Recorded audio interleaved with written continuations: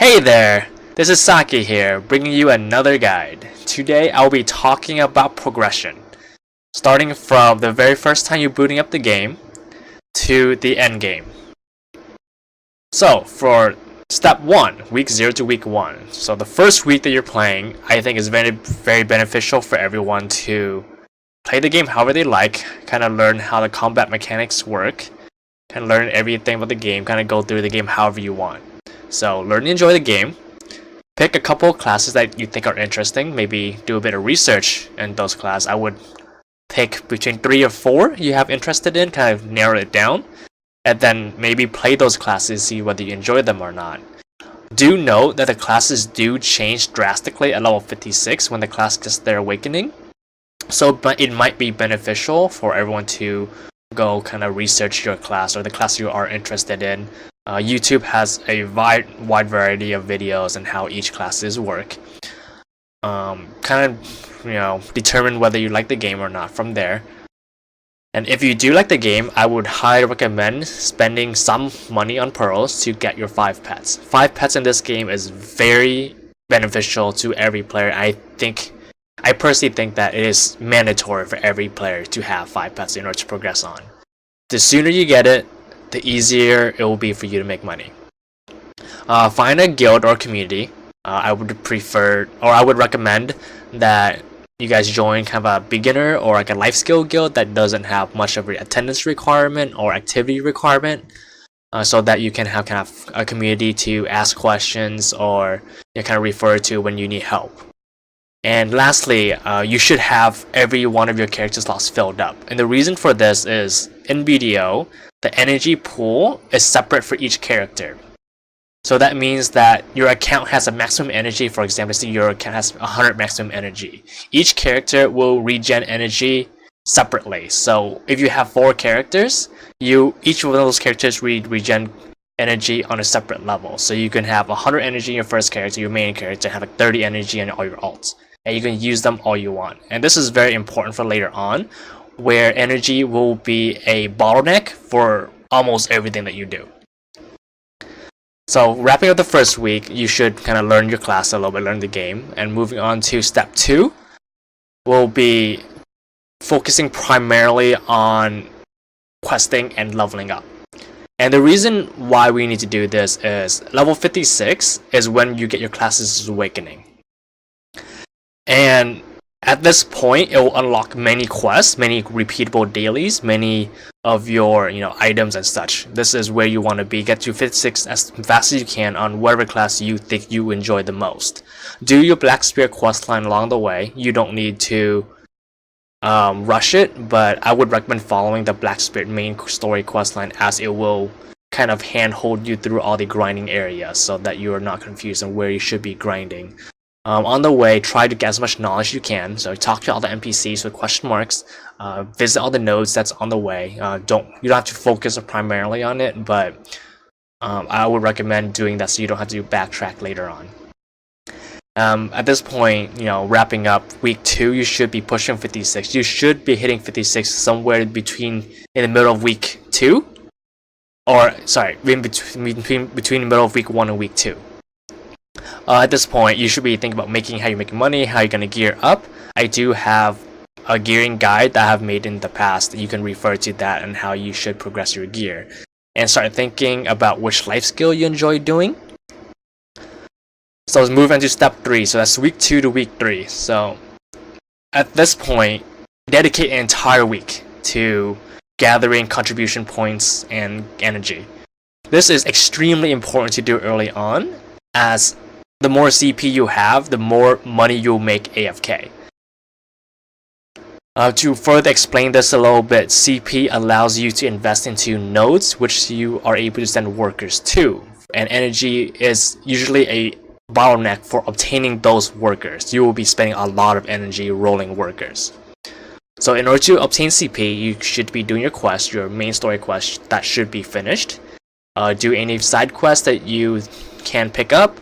Countdown dailies, media kill dailies, other dailies are very good quests to do on a daily basis in order to obtain CP. As for energy, discovering nodes is one of the easiest ways to gain energy. Discovering all the NPCs on those nodes and in the cities is a very good way, is a very easy way to obtain energy. And then finally, discovering mob knowledge is also an easy way. So wherever you're grinding, trying to obtain as much mob knowledge as you can. You will be backtracking later on to get those mob knowledge, as some mobs may be too difficult or their spawn is too scarce to obtain the full knowledge for them, as obtaining knowledge from mobs is all RNG. There are other ways of obtaining CPs and energy, but they're a bit more difficult, and you should be doing that much later on. Just doing these will get you to the 300-350 energy mark without having to spend too much time on energy. As for CP, just do all your quests. Just do as much quests as you can. Do your repeatables, do your dailies. And as you're obtaining CP, start investing into nodes as soon as you can. The reason for this is the sooner you invest into your nodes and send workers to them, the more money you'll make, and it will continue to pile up daily. So I would recommend starting with all the cereal nodes. That will be potato around the valley area, all the wheat around the Haidao and Calpheon area. There's the barley around the Calpheon area. Corn is around the valley area, and any kind of other cereals, which is like sweet potatoes or in the Medea area. Second nodes you should prioritize are timber nodes, and this is very important as timber is one of the most traded materials in the game, as a lot of endgame players use timber to do trading and such. And then ores would be your third priority, as they're still used for trading, but they are less prioritized than everything else. Of course, you can shuffle this around if you are doing certain life skills that require certain nodes, but this is the general basic step-by-step, or it's the priority list that you should be focusing on. So by end of the week 3, the goal you should be aiming for is for the CP soft cap and the maximum energy. So the CP soft cap, the first one is at 255. At 255, you'll notice a drastic decrease on CP that you are gaining every day. And 300, you'll notice a very steep increase in EXP required in order to gain additional contribution points. And then as for energy, you don't need to go ham on this, but I will recommend getting as much energy as you can in order to comfortably sleep without having to set an alarm in the middle of the night to wake up to switch characters for your energy slaves.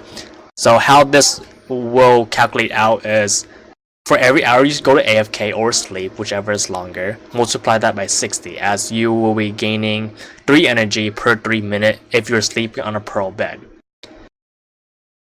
And I would recommend either buying a pearl bed, or if your package that you bought BDO with came with a pearl bed, use that as much as you can. You will be abusing the crap out of the bed. It has no durability, so don't worry about it dropping. If you don't have a pearl bed, it's fine. You can use a regular bed. It's not a big deal. But I do recommend getting a pearl bed, or I think with your achievements, you get one at, let's see here, you get a free bed at,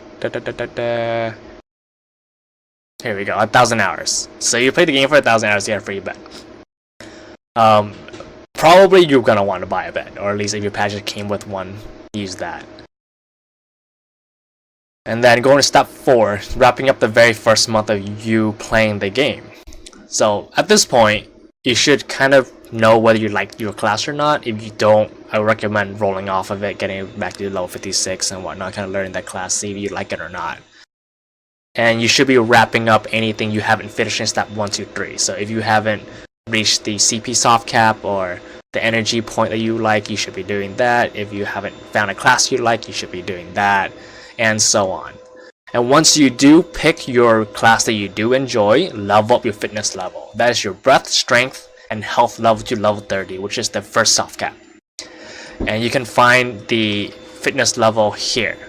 It will be fitness, breath, strength, health. You should be leveling all that to at least level 30. And wrapping up the first month, you should be kind of thinking about what life skills you should do, and start picking up 1 or 2 at the very beginning, and ultimately you want to end up around 2 to 3, no more than 4.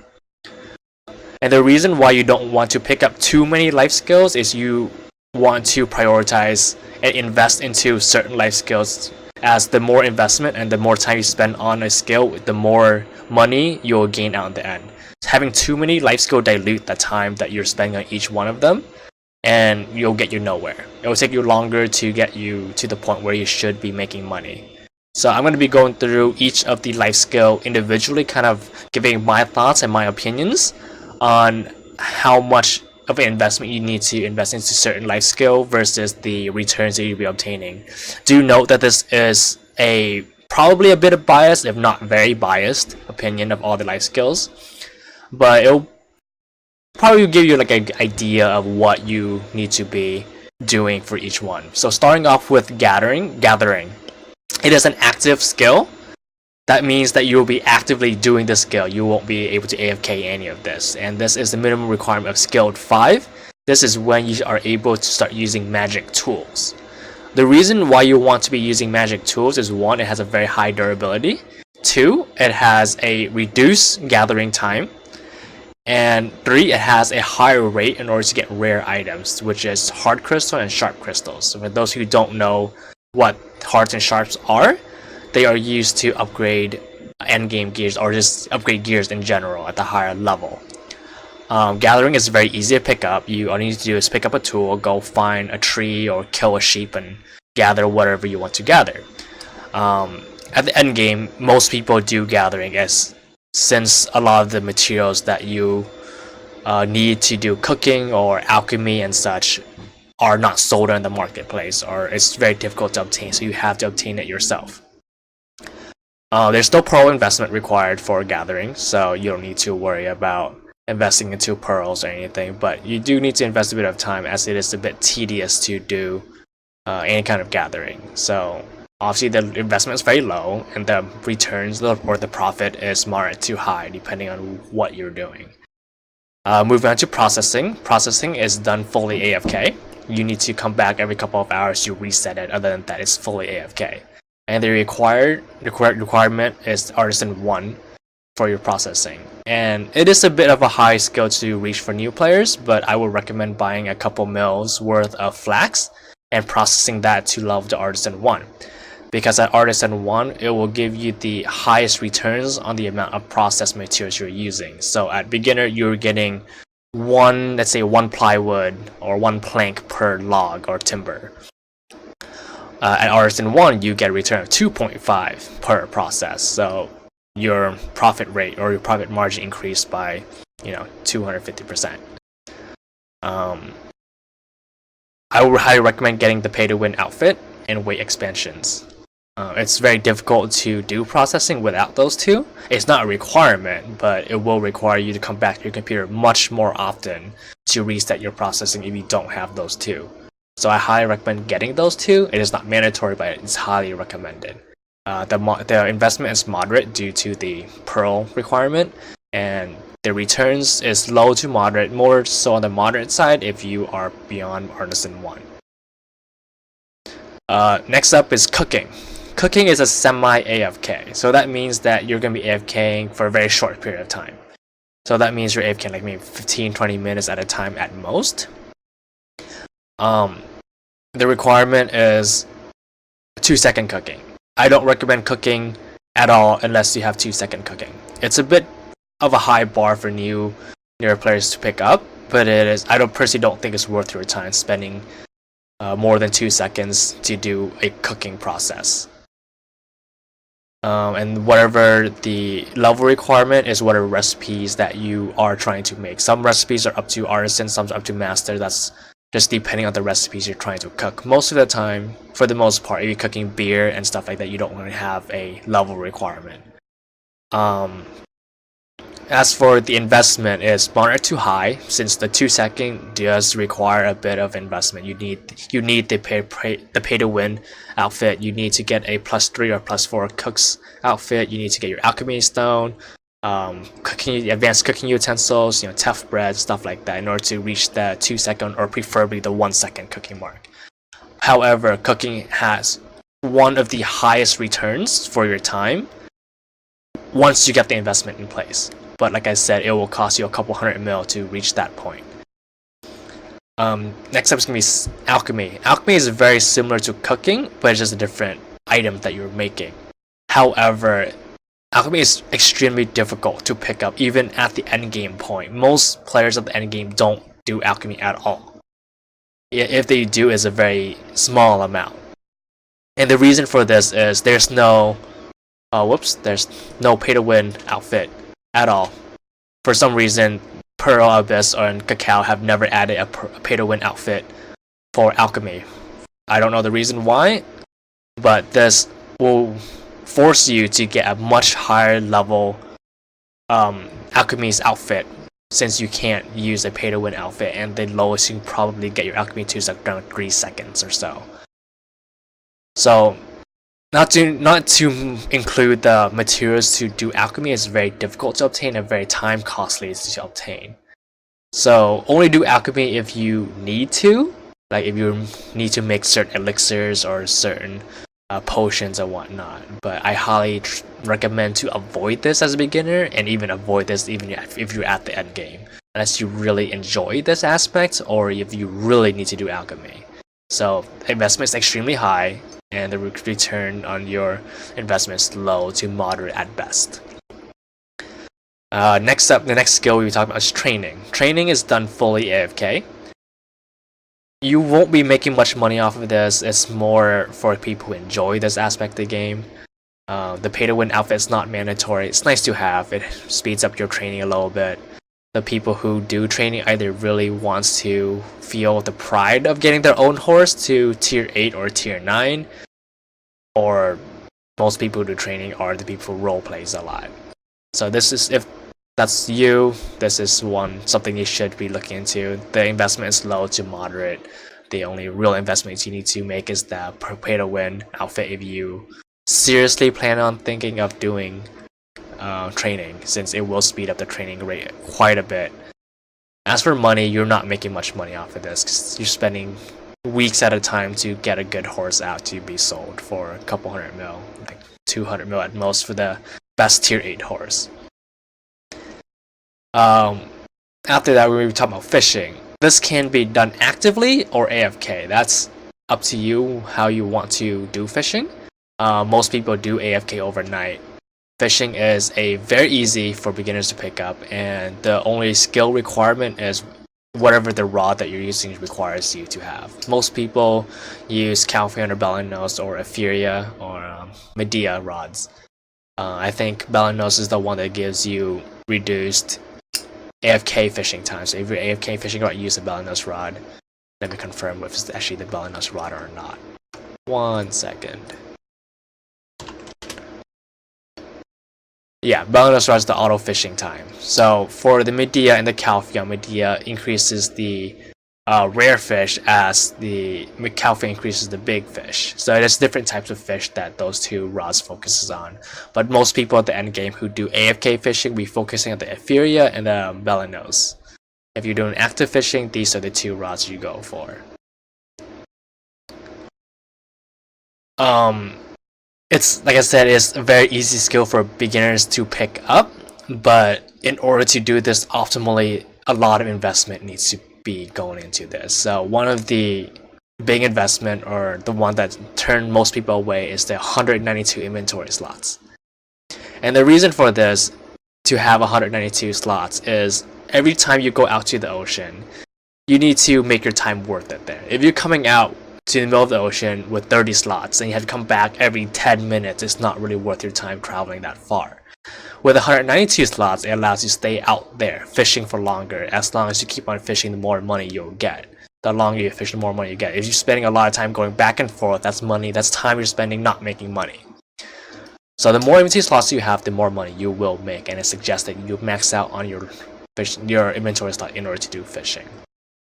On top of that, you will need a fast horse, preferably a tier 8 courser.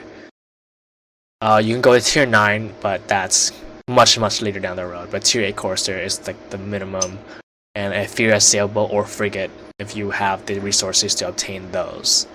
The less time you spend traveling between the fishing point and the town you're trading in, the more money you'll make. So you ideally, in order to invest into fishing, you want to cut down the traveling time and increase the fishing time. And this pairs very well with trading, as the higher trading level you have, the more money you'll get out of your fish, as each trading level will increase your bargain percentage by 0.5. Next up is hunting, and this is done actively. This is kind of a weird one to talk about since a lot of people talk bad about it, and I personally don't think it's a good way to make money. But it is a very fun aspect of playing BDO. It's a very different aspect and a different play style when you're doing hunting. It involves you getting a gun and going shooting certain monsters and gathering their stuff.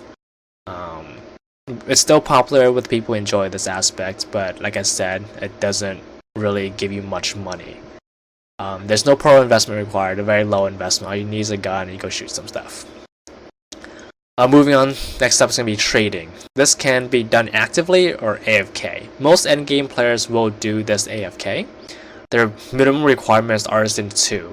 Artisan 2 will give you access to the Valencia Desert buff, which increases your trade turn-ins by multiplicative 50%. It's very difficult for beginners to pick up trading, as it kind of requires a lot of time investment or money investment in order to reach the Artisan 2. It used to be Master 2, much harder, but with the recent patch it has been reduced to Artisan 2, which makes it a lot easier for beginners to get into trading. There's no pro investment really required other than maybe weight expansions, but that's not really mandatory. But you will be spending a lot of time and money in order to level up trading and gathering the materials to do trading. Pairs very well processing. A lot of your timbers, like I mentioned earlier, that you process can be used in trading, and all your ores and stuff like that. So investments can be moderate. You'll be spending a lot of time, but the returns is low to moderate, more so on the moderate side if you are fully focusing on trading and kind of optimizing your empire and working around your life skill with that. Moving on to the last two. So farming is something that most people don't enjoy doing. You do it actively. There's a constraint. It's a contribution constraint, since you need to spend contribution in order to obtain farms to farm on. And I personally think at beginner level, CPs are better spent elsewhere, because with 100 CP you shouldn't be doing farming, as nodes will most likely yield you more money. But if you enjoy it, by all means pick it up. I'm not saying it's bad, but it is something that people pick up much later on if they do.